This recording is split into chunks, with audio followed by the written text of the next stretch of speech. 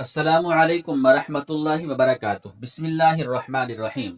حضرت مریم سلام اللہ علیہا کی والدہ نے جو منت مانی تھی وہ اس توقع سے مانی تھی کہ ان کے ہاں لڑکا پیدا ہوگا، کیونکہ اس زمانے میں لڑکے تو اللہ کی عبادت کے لیے وقف کیے جاتے تھے، مگر لڑکیوں کو وقف کرنے کا رواج نہ تھا۔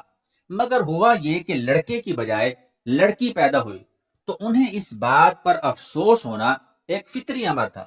یہود میں دستور تھا کہ وہ اس طرح کے منت مانے ہوئے وقف شدہ بچوں کو بیت المقدس یا ہیکل سلیمانی میں چھوڑ جاتے، اور انہیں ہیکل سلیمانی یا عبادت خانہ کے منتظمین، جنہیں وہ اپنی زبان میں کاہن کہتے تھے، کے سپرد کر آتے تھے۔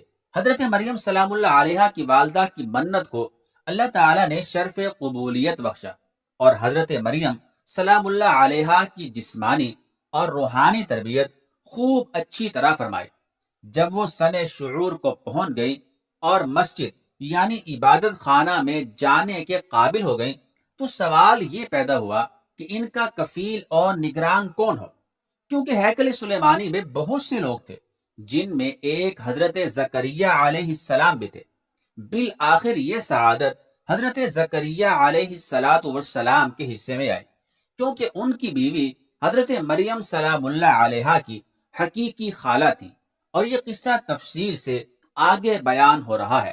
ہیکل میں محراب ان بالا خانوں کو کہا جاتا تھا جو مسجد کے خادم، مجاورین اور ایسے ہی اللہ کی عبادت کے لیے وقف شدہ لوگوں کے لیے مسجد کے متصل بنائے جاتے تھے۔ انہی کمروں میں ایک کمرہ حضرت مریم سلام اللہ علیہا کو دیا گیا تھا، جس میں وہ مصروف عبادت رہا کرتی۔ اس کمرے میں حضرت زکریہ علیہ السلام کے علاوہ سب کا داخلہ ممنوع تھا۔ حضرت مریم سلام اللہ علیہا کے لیے سامان خوردونوش بھی حضرت زکریہ علیہ السلام ہی وہاں پہنچایا کرتے تھے۔ پھر بارہا ایسا بھی ہوا کہ حضرت زکریہ علیہ السلام خوراک دینے کے لیے اس کمرے میں داخل ہوئے تو حضرت مریم سلام اللہ علیہا کے پاس پہلے ہی سے سامان خوردونوش پڑا دیکھا۔ وہ اس بات پر حیران تھے کہ جب میرے بغیر یہاں کوئی داخل نہیں ہو سکتا تو یہ کھانا اسے کون دے جاتا ہے۔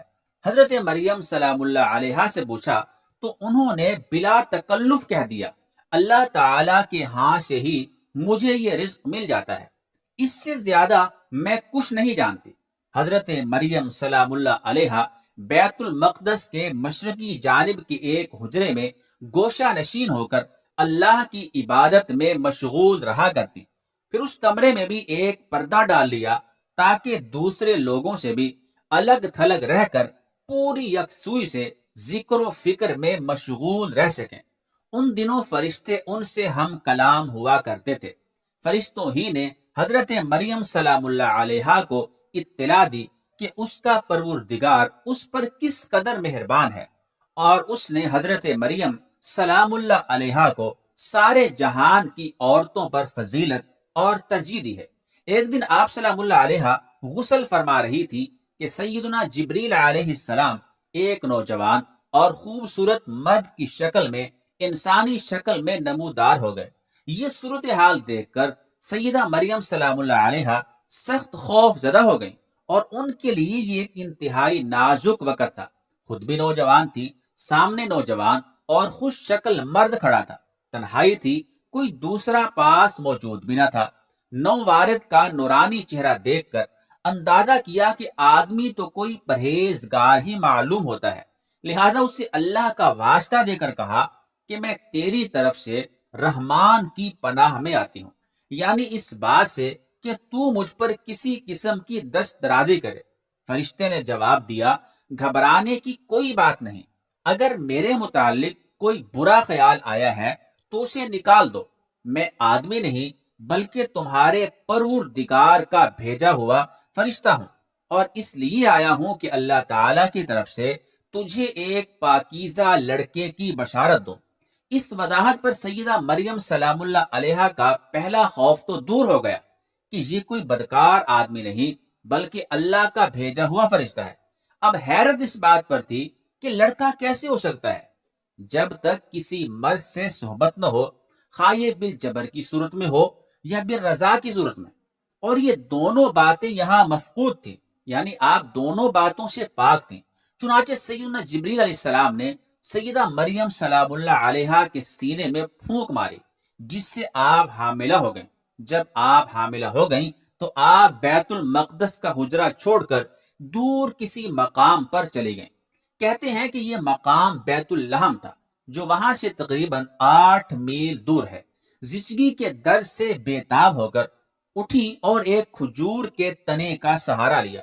کیفیت یہ تھی کہ ایک تو درد ذیل کی شدت کی تکلیف، اور دوسرے تنہائی اور بے کسی، تیسری اشیاء خوردنی اور دیگر ضروریات کا فقدان، حتیٰ کہ پانی تک موجود نہ تھا، اور سب سے زیادہ پریشان کن بات آئندہ بدنامی اور رسوائی کا تصور تھا۔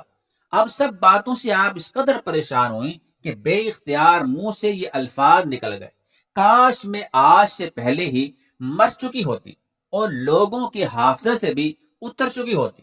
اس پر اللہ تعالیٰ نے آپ کی مدد کی اور آپ کو تسکین عطا فرمائی۔ دوسرا یہ کہ ایک چشمہ جاری کر کے آپ کے پانی اور کھجور کے درخت کے ذریعے آپ کی غذا کا، خوراک کا انتظام کر دیا، اور لوگوں کی الزام تراشی سے بچنے کے لیے چپ کا روزہ رکھنے کی ہدایت کی۔ یعنی جن 3 پہلوؤں سے سیدہ مریم سلام اللہ علیہا اذیت میں مبتلا تھی، وہ تینوں مشکلات اللہ نے آسان کر دی۔ جب عیسیٰ علیہ السلام کی پیدائش ہو گئی تو سیدہ مریم سلام اللہ علیہا انہیں اٹھائے ہوئے اپنی قوم کے لوگوں میں واپس آ گئیں۔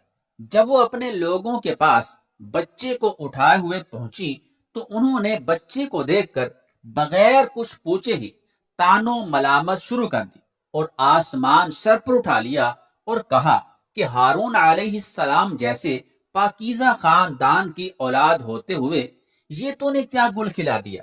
تم نے تو ہمارے پورے خاندان کی ناک کٹوا دی اور ہماری عزت خاک میں ملا دی۔ غرض بھانت بھانت کی بولیاں بولی جا رہی تھیں۔ کسی نے کہا کہ تمہاری ماں عمران کی بیوی بھی ایک پاک باز اور عفیفہ عورت تھی، اور باپ عمران بھی بڑا شریف آدمی تھا، پھر تجھ میں یہ بری خصلت کہاں سے آ گئی؟ غرض جتنے منہ اتنی باتیں ہوتی رہیں، اور حضرت سیدہ مریم سلام اللہ علیہا خاموشی اور تحمل سے یہ تمام باتیں سنتی رہیں، اور یہ باتیں کچھ غیر متوقع بھی نہ تھیں۔ سیدہ مریم سلام اللہ علیہا نے فرشتے کی ہدایت کے مطابق ان کی کڑوی کسیلی باتوں میں سے کسی کا جواب نہ دیا، بلکہ اس نومولود بچے کی طرف اشارہ کر دیا کہ یہ خود جواب دے گا۔ اس بات پر لوگ اور زیادہ برہم ہوئے اور کہنے لگے، ایک تو خود مجرم ہو اور دوسرے ہمارا مذاق اڑاتی ہو۔ یہ بچہ جو ابھی پیدا ہوا ہے بھلا ان باتوں کا کیا جواب دے سکتا ہے؟ تب اس نومولود بچے کو اللہ تعالیٰ نے اپنی قدرت کاملہ سے قوت گویائی عطا فرمائی، اور پہلی بات جو اس نے کی وہ یہ تھی، قال انی عبداللہ، اس نے کہا میں اللہ کا بندہ ہوں۔ بالفاظ دیگر میں نہ اللہ ہوں اور نہ ابن اللہ ہوں۔ اور یہ ایسی بنیادی بات تھی جو بعد میں اس کے پیروکاروں میں ہی متنازع فی بن گئی۔ کسی نے انہیں اللہ ہی کہہ دیا اور کسی نے اللہ کا بیٹا۔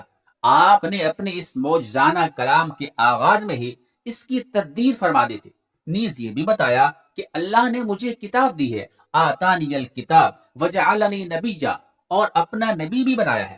اس کے 2 مفہوم ہیں، ایک یہ کہ اللہ نے مجھے کتاب تورات کا علم عطا فرمایا ہے، اور دوسرا یہ کہ اللہ مجھے کتاب انجیل بھی عطا فرمانے والا ہے اور نبوت بھی۔ سیدنا عیسیٰ علیہ السلام کا یہ کلام دراصل ان کی سب بہتان تراشیوں کا مکمل جواب تھا، اور اس کلام میں ان کی والدہ سیدہ مریم سلام اللہ علیہا کی مکمل بریت کا اظہار مقصود تھا۔ یعنی اگر ایک نومولود بول سکتا ہے اور ایسا مبنی بر حقیقت کلام کر سکتا ہے تو یہ بھی عین ممکن ہے کہ وہ پیدا بھی معجزانہ طور پر بن باپ کے ہوا ہو۔ بالفاظ دیگر اس عمر میں ایسے کلام کرنے کے معجزے سے معجزانہ پیدائش کی توثیق مقصود تھی۔ اس واضح معجزے کے باوجود یہود حضرت مریم سلام اللہ علیہا پر بہتان تراشیاں کرتے رہے، لیکن آپ نے صبر کیا۔ اس عبادت گزاری، تقوی اور صبر و استقامت کے باعث حضرت مریم سلام اللہ علیہا کا رتبہ بہت بلند ہے، اور اس کی گواہی خود اللہ تعالی نے قرآن میں دی۔